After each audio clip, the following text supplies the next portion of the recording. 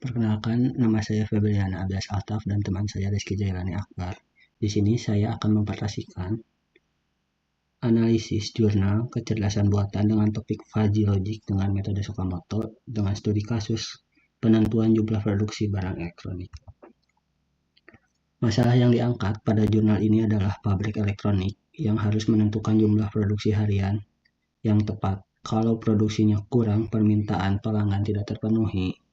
Tapi kalau kelebihan stok menumpuk di gudang dan menambah biaya, karena data permintaan dan persediaan ini sifatnya sama, tidak ada batas tegas antara banyak dan sedikit, maka fuzzy logic jadi solusi yang cocok untuk mengambil keputusan produksi secara otomatis. Rumusan masalahnya adalah bagaimana menentukan jumlah produksi optimum berdasarkan data permintaan dan persediaan menggunakan fuzzy Sakamoto. Tujuannya adalah menerapkan metode ini pada data produksi, menentukan atau menghitung nilai outputnya, dan membangun alat bantu Excel yang bisa dipakai ulang. Untuk metode Sakamoto mempunyai 4 tahap. Yang pertama adalah fazifikasi, mengubah data mentah jadi derajat keanggotaan. Yang kedua, pembentukan aturan atau rules. Yang ketiga, mencari nilai Z secara langsung karena konsekuen tiap rule yang monoton. Jadi tidak perlu proses integral seperti di menit. Dan yang terakhir, defusifikasi untuk mendapatkan satu angka hasil akhir. Ada dua variabel input. Yang pertama permintaan dengan domain 1000 sampai 5000 dan persediaan dengan domain 100 sampai 600. Contoh data yang akan kita hitung permintaannya ada 4000 unit dan persediaannya ada 300 unit. Dari data ini kita hitung derajat keanggotaannya. Permintaan 400 itu mendekati batas atas, jadi cenderung banyak dengan nilai 0,75. Sementara persediaan 300 lebih dekat ke sedikit dengan nilai 0,60. Selanjutnya ada 4 rules yang dibentuk dengan operator N yang secara matematis kita hitung pakai fungsi min. Yang pertama, jika permintaan banyak dan persediaan sedikit, maka produksi bertambah dengan alfa yang dihitung dari nilai minimum antara 0,75 dan 0,60. Hasilnya 0,60. Juga begitu untuk rule kedua sampai yang keempat. Lalu tiap rulesnya memiliki fungsi nilai Z sendiri sesuai konsekuensinya. Apakah bertambah atau berkurang? Mengapa kami memilih metode Sakamoto? Karena di jurnal ini memang fungsi murni fokus ke satu metode saja. Jadi pembahasannya lebih ke dalam dua, karena konsekuensinya monoton. Prosesnya jadi lebih sederhana dan cepat dihitungnya.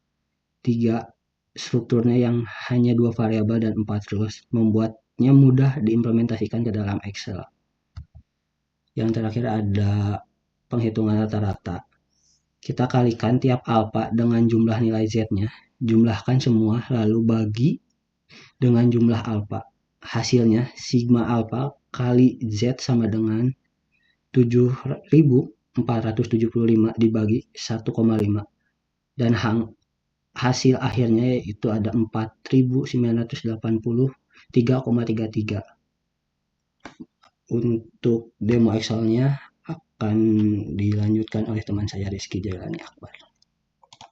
Saya Rizky Jailani Akbar dan di sini saya akan melanjutkan dari apa yang sudah dijelaskan oleh Febri sebelumnya.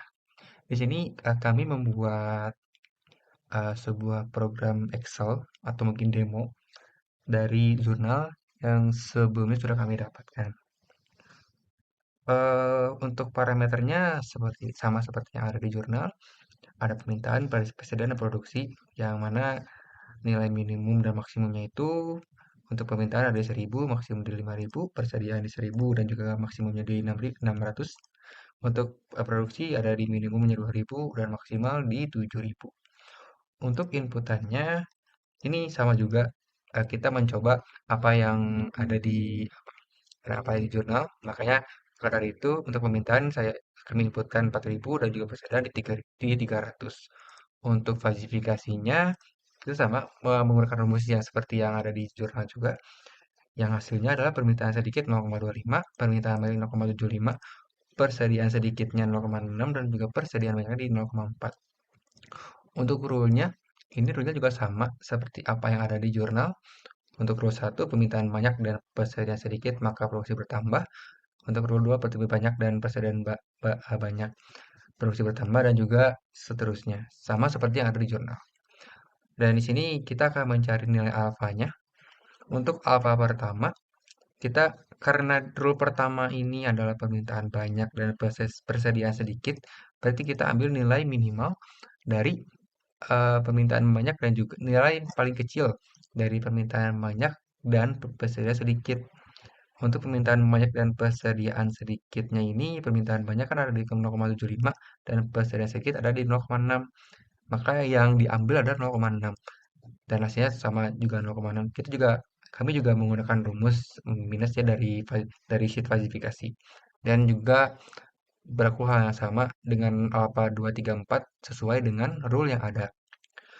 Untuk nilai Z-nya juga, kita mencari nilai Z juga ini sama seperti rumusnya dari parameter dari nilai apa? Dari nilai produksi minimal ditambah dengan produksi hasil dari produksi banyak maksimal dan juga produksi minimal dikali rule F2. Rule F2 itu adalah ini apa pertama yang mana hasilnya adalah 5.000. Begitu juga yang dengan yang sama dengan Z1, 2, 3, 4.